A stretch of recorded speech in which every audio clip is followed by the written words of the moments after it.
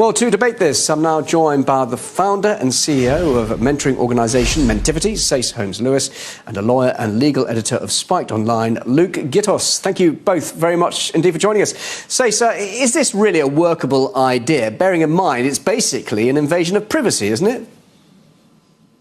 Well, you say it's an invasion of privacy, but what's happening to our young people on a daily basis, that they're being exploited, and this has been fueled by the drug game.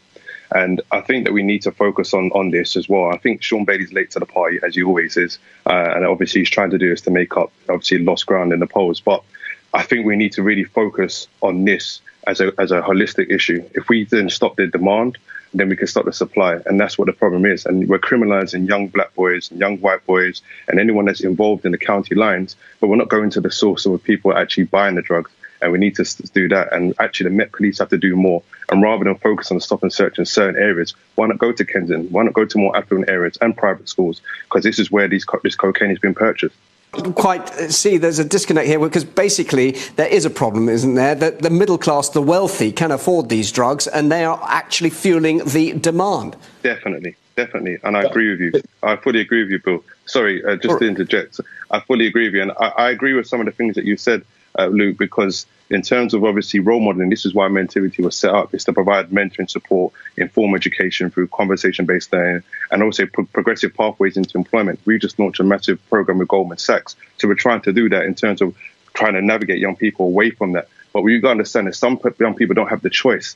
When you're going to food banks and both your parents are working 40-hour weeks and you're at home being raised by YouTube and social media and you don't have what you need in life, you're going to go to the streets. So again, yes, it is a socioeconomic problem. But again, we look at middle-class drug use as something that, it's a slap on the wrist. But when we stop a young person with cannabis, they're criminalized almost instantly. So as a lawyer, you've got to look at it from that perspective, that we need to look at this now as a structural issue.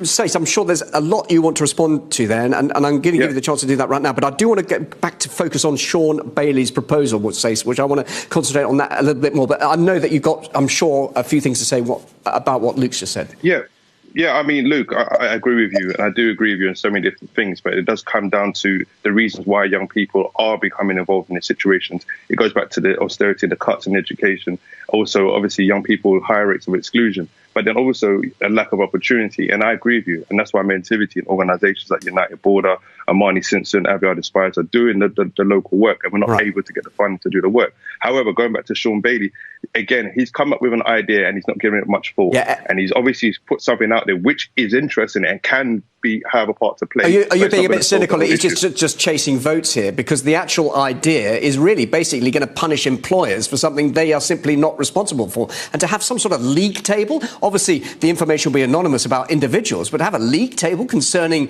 companies in London with drug use amongst their ranks? Like Luke says, obviously the Tory government, very authoritarian approach, and that's what the issue is that they're looking at the root cause of the problem. And Sean Bailey doesn't really have a clue. He's a very disconnected black man, and I will say that because he comes up with a lot of things that he says in the community that he has no clue of. So this is another situation where he's put his hat into the ring and he doesn't even know what he's talking about. However, we have to look at it from different angles, and we have got to look at it from the preventative, look at it from the mid-range in terms of the spectrum and the far end of the spectrum. And once we do that, we can start to solve this problem.